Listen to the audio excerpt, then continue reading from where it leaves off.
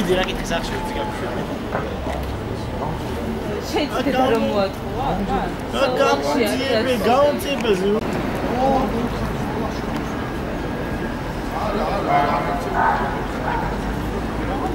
No, ჟურნალისტი ვარ, ეკონომისტი. What is that about?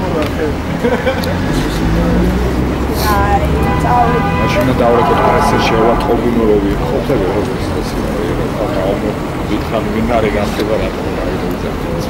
რა ვახტა იმის გულზა აუსული ვაჟი თუ ავატყობ ყველაფერს მაშინ. აჩვენე რეჟიკას ალბათ.